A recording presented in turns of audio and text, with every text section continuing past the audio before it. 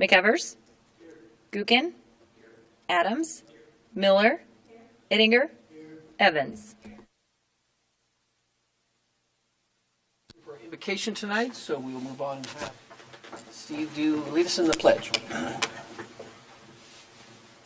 I pledge allegiance to the flag of the United States of America and to the republic for which it stands, one nation under God, indivisible, with liberty and justice for all.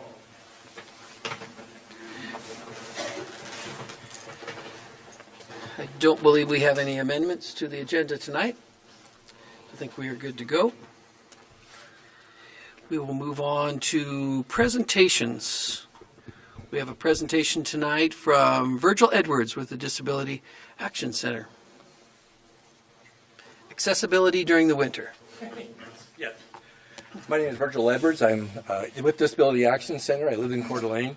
And the reason that we wanted to get together today is before the snow hits and the bad weather hits, we wanted to have a kind of a friendly reminder out there to our community and to everyone about removal of snow off the sidewalks and to make sure that we don't put the snow in the parking lots into the accessible parking areas.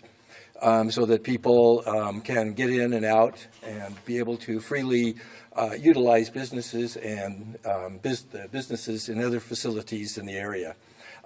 We do have a showing here that we're going to be doing and everything, and I'm going to hand it off to Angela. Angela and I will well, maybe I'll just keep going. I don't know. I know we got to be fast. So anyhow, we did bring some pictures to show you some of how it gets piled up and how easily it is to be able to get stuck in a spot and everything, especially if you're in a wheelchair or you're using a stroller or your walker or anything. Angela and myself, we don't have to utilize any other equipment, so for us, we're in a different situation a lot of times. And that's why we have a gentleman that's going to be speaking here pretty soon that actually does use a wheelchair and everything that will give a little bit of information and tell you about a letter and everything that we had come up with through our advocacy group through Disability Action Center. So we're here not to complain or yell or anything at anybody, just to keep a reminder every year that there are people out there that have a very tough time when the snow hits and the ice is out there. And we just want to make sure that, just a reminder to people to just be diligent in looking at those things and just being aware and try to get out there and help and get the community to help out as much as possible. So it keeps it clear, not only for folks utilizing wheelchairs and walkers and so forth, but for everybody. So we find that everything that works for people with disabilities really works for all of us. So we all come out ahead in this. So I think I'll hand this over. Okay, so one thing we also want to help people to be cognizant or mindful of is that when we're shoveling sidewalks, things like that, access to businesses, that we do keep those access aisles clear so that way people are not in a situation such as this, which benefits actually everybody. And as Dawn will speak about, it's mainly a safety issue for persons with disabilities or even people without disabilities, people with small children, people that are elderly that may not use mobility devices, so on and so forth. So we definitely want people to be cognizant and mindful of keeping those access aisles clear. And as you can see, this is from the Boston Channel. I had to pull some stuff off because we haven't had snow in 2 years. So, so this is from the Boston Channel. It's basically just keeping access aisles clear in the roadways. Again, it's not an issue just for persons with disabilities. It's also an issue for persons with walkers, strollers, crutches, even those wheel-along carts that people like to use, so on and so forth. It's also a problem for cars. Accessible parking spaces. Oftentimes people will dump the snow in those spaces, and that kind of tells people that do need to utilize those spaces that they're not welcome to the businesses. So we do want to educate, because as we can see, if you clear that snow path, it shows that you're welcome and that people want you to utilize their services. So here's some snow in the background with a clear access aisle for a person that would have a disability placard to be able to park in there and be able to enter into business safely. So these are just examples of places that are doing it really well.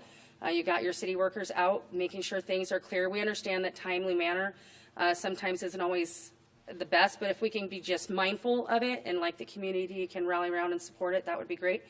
And then as we have here, Sean Youngman is the code enforcer. Bill Foster apparently has retired. So Sean Youngman is the new code enforcer, and we would just like everybody to know that that would be a number that you can contact in case you have any concerns pertaining to accessibility with snow or any other barriers. And then we're going to hand it over to Dawn.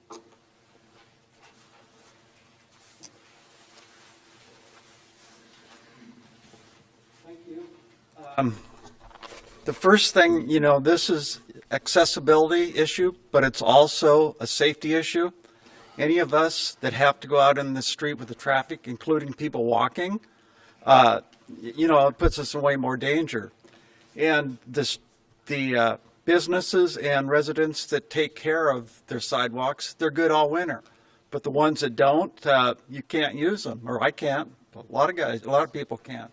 And a few years ago, we had a early snow and a freeze.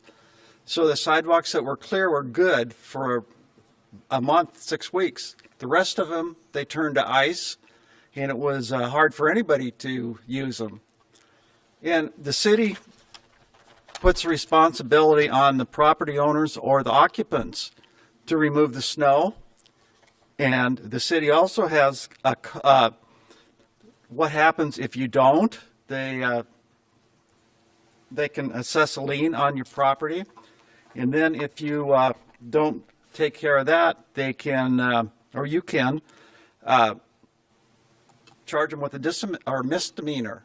So the codes are there. It's just the enforcement's not really up to par with the codes. So, and then when we get all the sidewalk clear, then who clears the pedestrian ramps? And when they're clear, who clears the crosswalks? So there's a lot of stuff that needs to be worked out for all of us to use the sidewalks. Thank you. Thank you very much. It's a good reminder as we start the winter for everyone to keep their sidewalks clear. And I know sometimes it can be a little bit of a burden, but it's more of a burden for the person trying to use the sidewalk if you don't get out there and clear your walk. So appreciate the message earlier in the winter to make sure that everyone does their job and clears their sidewalks for everyone. So thank you very much for being here tonight. So we will move on to a proclamation, and this is Diabetes Awareness Week. And we have a young lady, Haley Osborne, 9-year-old Haley, that's going to come up, and she can come up. I don't know if she's going to come up with her mom, or just you can come right up here by the podium or stand near it. I don't know if we can see you over the top of it. But I'm going to read this proclamation, and then I'll bring it to you. And she has a little message for us. That's her mom, Lindsay, with her. So the proclamation says, whereas diabetes affects 29.1 million people, 9.3% of the population in the United States, and is a serious disease for which there is no known cure, and which is the 7th leading cause of death by disease in the United States. And whereas approximately 1/4 of the Americans who have diabetes, 8.1 million people, do not know they have the disease and may experience damage to the heart, eyes, kidneys, and limbs without producing any symptoms. And whereas type 1 diabetes strikes both children and adults at any age, it comes on subtly, causes dependence on injected or pumped insulin for life, and carries the constant threat of devastating complications. And whereas an increase in community awareness of risk factors and symptoms related to diabetes can improve the likelihood that people with diabetes will get the attention they need before suffering devastating complications of the disease. Now, therefore, I, Steve Widmeyer, Mayor of Coeur d'Alene, do hereby proclaim November 16th through the 22nd of 2015 as Diabetes Awareness Week. And I'll present this proclamation.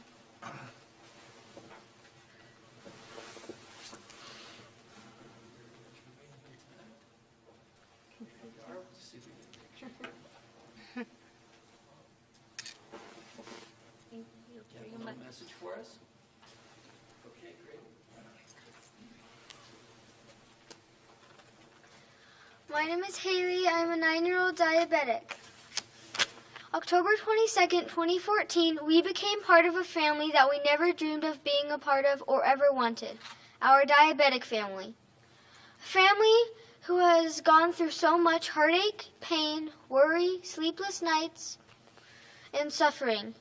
It wasn't long after that we came to realize that this family is full of strength, power, admiration, respect, and full of superheroes, big and small. There is so much these families go through that go unnoticed. We believe everything happens for a reason, and maybe God has given us this challenge to make a difference in someone's life. In the past year, I have gone through 4,345 finger pokes, 1,200 injections, 24 pump insertions, and 85 CGM insertions. At the beginning of each meal, I count my carbs, check my blood sugar, and figure out how much insulin I need. When I was first diagnosed, it was very scary, but the hospital gave me Rufus, my diabetic bear. He has gotten me through so much. When I was diagnosed, my mommy picked up on my signs and symptoms before it was too late. Some kids and parents are not aware of these signs or symptoms, and it can lead to higher blood sugars, which can lead to seizures, coma, or brain damage. The purpose of this proclamation is to raise awareness for our future diabetic families. Also, with this, we are praying to raise money for a cure. Help us turn type 1 into type 1 into type none. Thank you, and God bless you. Thank you very much.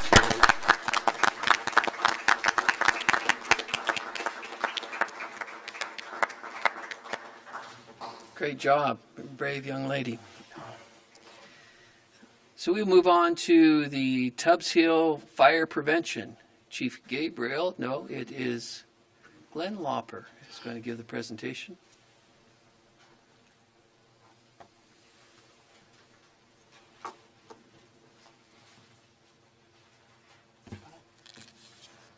You need backup, Glenn? Is that what you're looking for? Mayor and Council, it's my pleasure to be here to give you a brief report on the status of the Tubbs Hill Fire Road.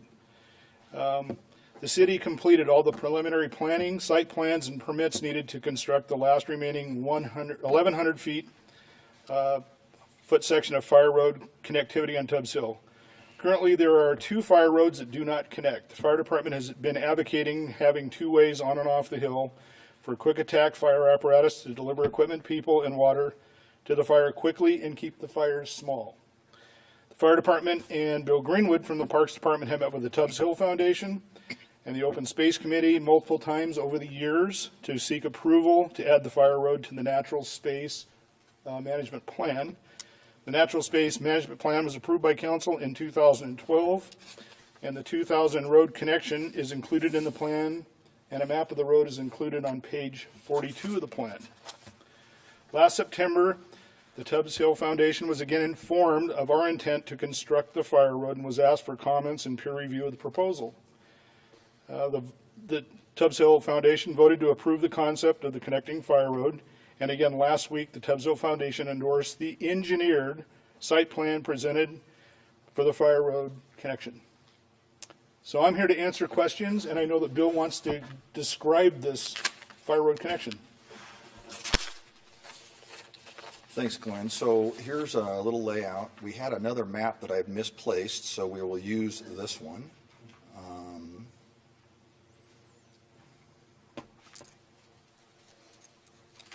So these are the 2 tanks up at the fire road. And as Glenn said, we have met with the Tubbs Foundation and the Open Space Committee and shared this plan with them.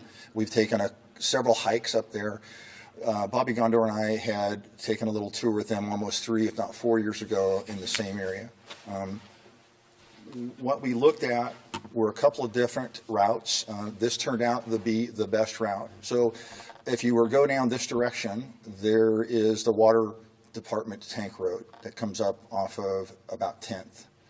And the idea is to just bring the road up this direction.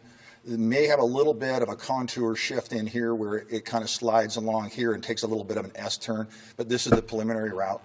There was an option at some point about here to go on a high road. That didn't work out as well. When we got to the end of the route, the Tubbs Hill Foundation liked this route a bunch, And as Glenn said last week, they went ahead and had a motion to approve this within their committee.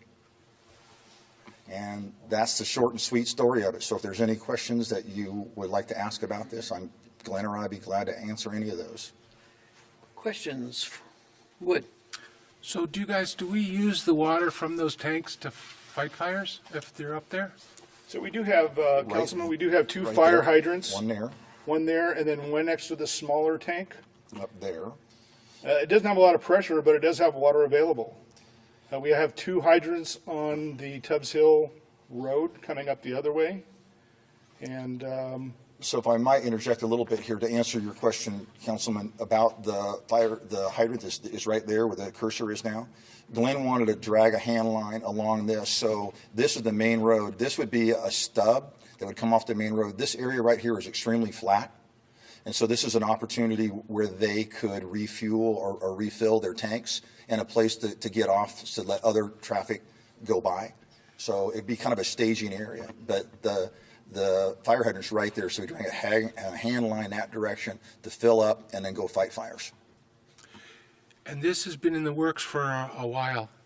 I think this year, when we had, 15 fires up there, there was a couple of nights we stood out there and watched it, and it was like, I don't think you guys can do too much to protect that hill when it comes to water, fire, whatever you need. I can't even imagine that thing burned up.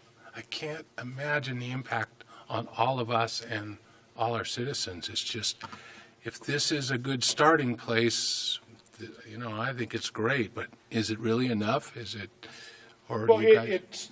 it's certainly something that we can do.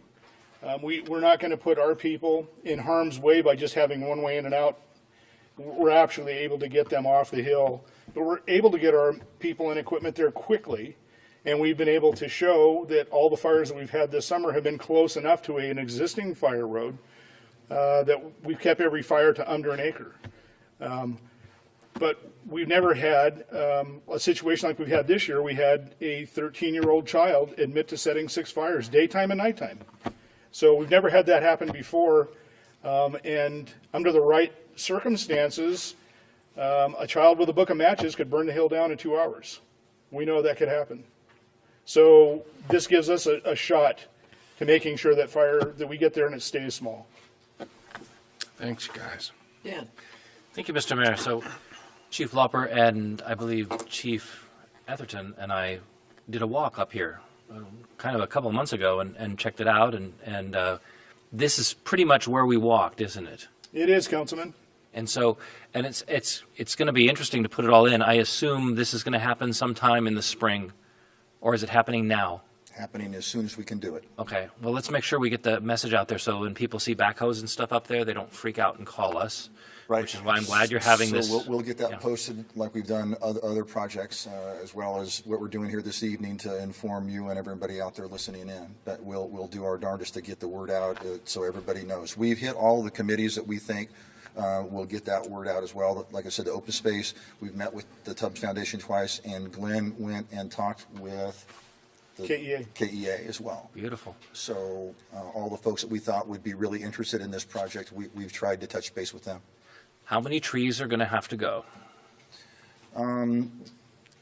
We hope less than 12 that are trees that are 6 inches and greater. There's one ponderosa that I've spoken with Doug, who is going to be working on the road for us to make certain we get around that tree. Most of them are going to be Doug fir, but we're hoping about 12. And that being said, and I want to be real honest about this, when we go to cut the road, we don't know exactly what we're going to find underneath the ground and the type of rock to say. Oh. So if we've center lined this on the topography that we think we want to hit, but if we have to shift this a little bit, it might move into a tree that we did not anticipate. But we're looking at about 20 feet either side of center line, and so within that range, we think probably about 12. And you said it might be 13. It might be 8. Okay.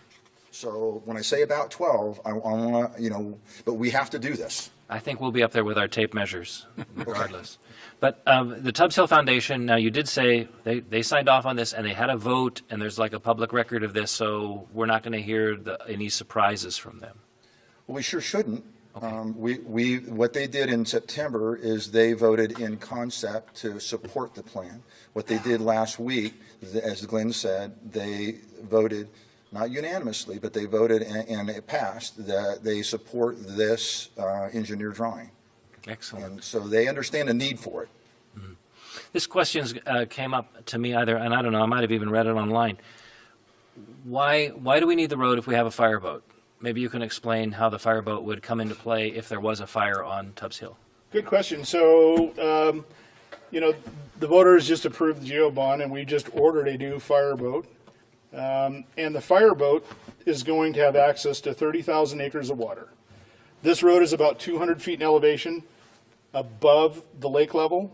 That still leaves another 200 feet of elevation above the road in most places. So we should be able to get our pumps and our people and our hoses to places around Tubbs Hill on the fire road, and our fireboat should be able to connect with us with hose lines and be able to pump up, and then we can relay pump from our quick attack pumper and fight fires on 80% of the hill. Good. So the city has made some pretty big investments in fire protection for Tubbs Hill. We just did a hazardous tree program, so we certified 9 more firefighters to be able to take care of hazardous trees when they're too close to the trails. So we're making a pretty good commitment to doing risk reduction on Tubbs Hill. Excellent. Thank you. Any other questions? Kiki? The fireboat was one of mine. The other one was, I was asked if any consideration was given to increasing other public safety issues on the hill with more traffic there. Does this road help get to folks who might be, say, have a heart attack, break a leg, that sort of thing? Was there any discussion regarding that? Yes, for extraction reasons, absolutely. I think if someone's injured up there. Now, if I understood you earlier on, you said that it's going to increase more people getting on it because of this trail. Is that what I understood you to say? No, I was asked that too, but Okay. is it going to be public accessed? But I guess they wanted to know is this a double advantage? In Absolutely. other words, fighting fires Absolutely. and then Yes, being yes. able to access And folks who you've are been in up there trouble. and taken people off before as well. We have, so it'll increase our response time, it'll increase our capability to get people off quickly, deliver people, so we're still going to have gated access or bollards, so the public is going to be able to take motorbikes or anything like that up there. They're not encouraged to. But you might be able to use it for some of your management purposes on fuel reduction. The police might be able to use it. I know the last fire that we had was in September. We had a 15-minute wait because there was reported gunshots on the hill at the same time the fire started. So we had to stage and wait until the police were able to clear the hill. This gives them an opportunity, if there's some bad people doing things up there, to be able to access it a little bit quicker themselves. Great. Ron? Yeah, I'd like to commend Glenn and Bill for getting this through the Tubbs Hill Foundation. We discussed this, say, 2, 3 years ago, and they've brought it forward again. And the Tubbs Hill Foundation is a group of people that, have a certain mindset, as Glenn knows, that have a certain mindset on certain things on Tubbs Hill. And to get this passed through them, I think Glenn and Bill did a good job. Well, thank you. They are passionate. Thank you. And there's a strategic alliance of us. They give us advice, they give you advice, and we listen to their advice. And this thing may have gone faster, but every time we presented them something, they presented something that we hadn't thought of, so we had to go back and do what they suggested. So, and we'll continue to do that. Thanks. I think anyone that saw the helicopter taking the buckets of water out of the lake to put that, one of the first fires out there, which was probably your best option at the time, knows how important it is to have that fire road in there so we don't have to go the helicopter method to fight some of these fires. And we had quite a delay waiting for the helicopter because the helicopters were busy that day. So we had a 2-hour wait just to get the chopper there. Yeah. Any other questions for Glenn or Bill? Thank you. Good work, guys. Thank you. Move on to the consent calendar. Mr. Mayor, I'd like to move for passage of the consent calendar, including Resolution 15063 and approval of lease extension for Brooks Seaplane Commercial Dock Bay 5. Second. We have a motion and a second. Any further discussion? Roll call, please, Renata. Miller, Yes? McEvers, Yes. Gookin, Yep. Evans, Yes. Adams, Yes. Ettinger. Yes. Motion carried. Now is the time for public comment. If there's anyone wishing to come up and address the mayor and council with public comment, they're welcome to come up at this time. Don't see anybody wishing to give public comment, so we'll move on to announcements. Any member of the council have an announcement tonight? No announcements. I have one thing. I wanted to, an appointment of Bruce Hathaway to the CDA TV committee. So moved. Second. We have a motion and a second. Any further discussion? Wade, you might just touch a little bit, because I know I attended a meeting about how long Bruce has worked with the CDA TV. Bruce committee. used to be the cameraman, Ron remembers, back in the black and white days of TV in the old place. And he also used to, as I remember, it was Tuesday nights, there was football or something on, and he would keep us posted on what the score was. So Bruce has been involved in Coeur d'Alene TV before it was Coeur d'Alene TV. And he was one of the founding members of the Coeur d'Alene TV committee representing Adelphia, Time Warner, whoever they are now. You know, Right. that progression. So it was always nice. And I remember Bruce and I worked as cameramen back in the day for NIC basketball. And I was the cameraman, he pulled cable for me. So we've been doing television since the 80s or so, you know. So he's a good member of the team. It's good to keep him around, yeah. Yeah. Thank you for doing that. Okay, all those in favor? Aye. Motion carried. We will move on to Public Works. We have approval of a 2015 snow plan. Your Honor, Yes. tonight Tim is out with his crew because we've got so many trees down, so we'll need to postpone that till another meeting. Put that on next time, okay? Move on to other business, the acceptance of canvassed results. And Renata, you might just brief us a little bit on that. Sure. Since the county is now the administrator of elections at a county level, we handle some things here at a city level, such as the campaign finance reports, but the county is the lead on that now. So they do the canvass of the vote, and it's up to the council to accept the canvass of the vote. So it's just a simple acceptance, and it goes into our minutes for the record of the future. Okay. Do we have Mr. Mayor, I move for acceptance of the canvass election results. Second. motion and a second? Any further discussion?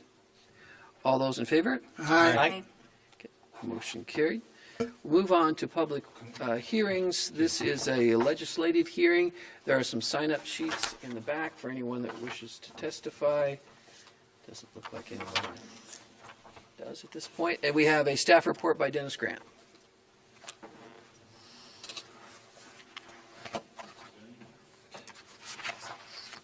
I didn't know Dennis knew about bicycles. Way to go, Dan. Well, good afternoon, Mayor and Council. This is regarding a vacation that you mentioned. The applicant is JHM Investments, LLC. They're requesting the vacation of a temporary easement 15 feet in width for a bicycle trail located in the Riverstone Plat there, and I did have an exhibit for you, but it's disappeared. Let me see if I can get it real quick for you here. There it is. Okay. So that temporary easement is also shown on the Merritt Brothers plat that was platted in 2004. And according to the plat, when that easement is no longer needed, which means a trail had to be built south of there, then they were able to vacate that bicycle trail. So the Centennial Trail exists today, and on the, let me show you this other exhibit, which is the Merritt Office Park plat. Kind of hard to see, but that, I'll move the cursor, there's that temporary easement. It goes through these two lots, and the applicant is requesting taking that easement off those 2 lots. It just helps them to be able to sell those lots. And I think they must have a buyer or something for those. So that's the whole purpose of this, and it's, and like I said, it was temporary, and there is a trail now to the south. So there's no financial impact to the city, and staff recommends to the city council to approve the vacation action per Idaho Code Section 50-1306 and to vacate the noted easement to the applicant JHM Investments. Any questions? Any questions for Dennis? Okay, again, it's a legislative hearing. Just wanted to ask one more time. I'll open up any public testimony. There hasn't been anyone that's signed up. Don't see anyone wishing to testify, so I'll now close the public testimony. And if we could get council action. Mr. Mayor, I move to approve vacation of a temporary bicycle trail easement in the Riverstone plat. Sorry, Dan. It's okay. Second. We have a motion and we have a second. Any further discussion? Roll call, please.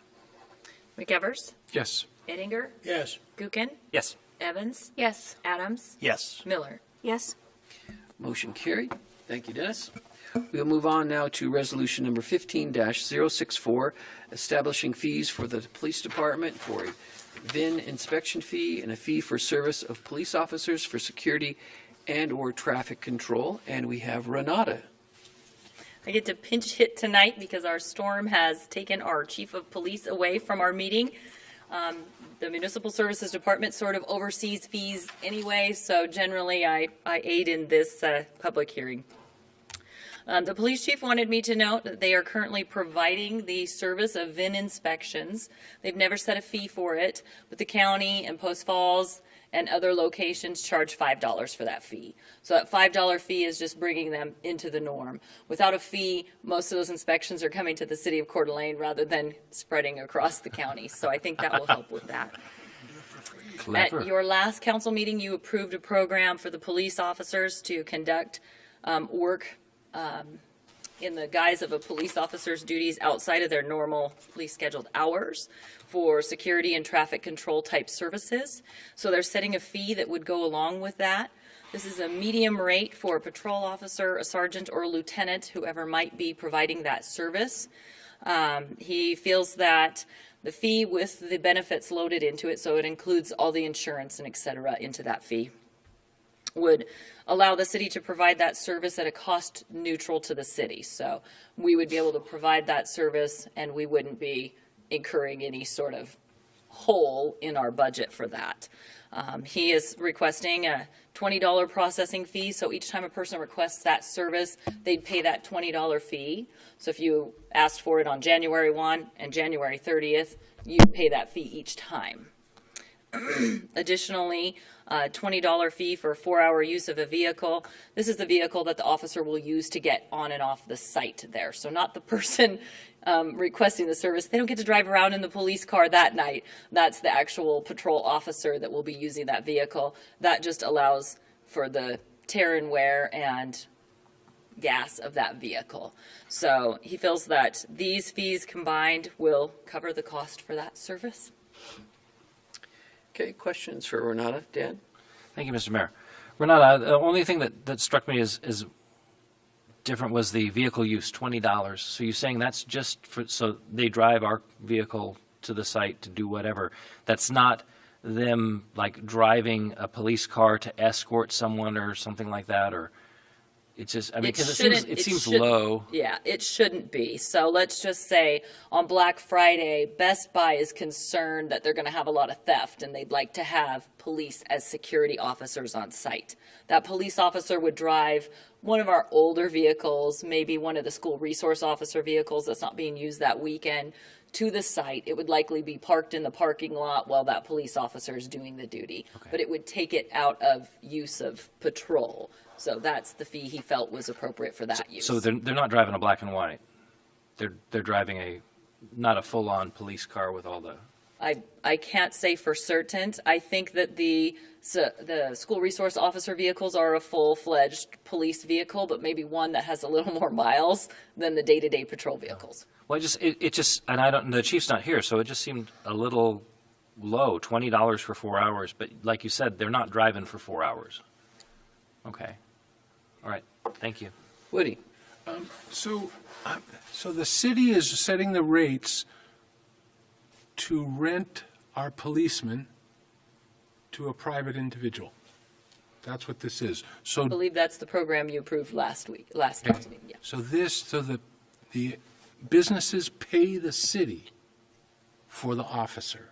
And these rates are what our officers make with benefits included.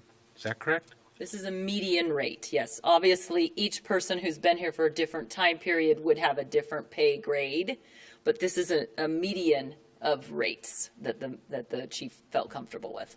And what about if Black Friday, I want a lieutenant, I want a captain. Does that come into the play? Is you get what you pay for, or do you get what we have? I think anybody can make the request that they want, but it is absolutely going to be in the chief's purview of what they can afford to have available. So as you heard last council meeting, it's not going to be allowed to affect normal schedules. So if we have no lieutenants available that weekend, that isn't an option. So the chief will kind of stack and determine what's available and probably negotiate with the person. Hey, here's what we have. Do you want it or not? Actually, if I can add, Your Honor, it's not an issue of requesting one or the other. I doubt that they're going to request one rank or the other. It's more an issue of what he has available, what the chief has available to send to that particular request. So if he only has a captain available, you're going to pay that higher rate. If he has a patrolman available, you'll pay the lower rate. But it's what best protects the city in terms of what we need on our regular schedule and what still might be available for that particular use. And do you see that the same as for the automobile, the car usage? Well, because the car's just going to go there and sit, it's not going to be used in any other activity, I think that's fine. Okay, thanks. Other questions? Kiki? So, and this, I'm not sure if this would be for Renata. I'll give it to you first then. So then the request isn't mandated that it be filled. In other words, if a request came from a store that said, we want someone, the chief could say, I'm sorry, we don't have the staffing and it isn't a mandate, right? Absolutely. What is clear is that the city cannot charge a fee unless it's approved by resolution held in a public hearing. So at this point, until we have something on the books, then he can work with it for a while. He can always bring back an amendment to this resolution later saying, we've seen how it works. This is really more realistic. I want to amend those fees. But he doesn't have anything he can charge right now because we haven't set a fee. Any other questions? Ron? I don't have any questions. I want to make a motion to approve resolution number 15-064, approving fees for the police department. It's a hearing, Mr. Mayor. Yeah. So can we stick with that motion second, and then can I go back or do we need to reverse it? I just needed to open public testimony. Yes, please. Oh, okay. And so I'll open public testimony. I don't see anyone wishing to testify. Frank, you don't wish to testify? You're okay? Okay, so we'll close public testimony. Ron, if you want to start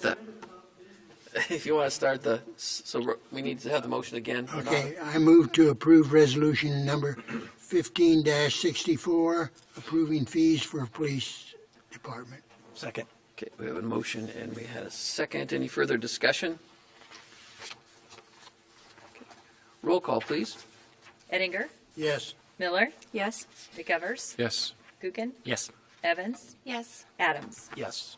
Okay, motion carried. Move we adjourn? Second. Motion is second. All those in favor of adjournment? Aye. Aye. Aye. Everyone be safe out there. We're adjourned.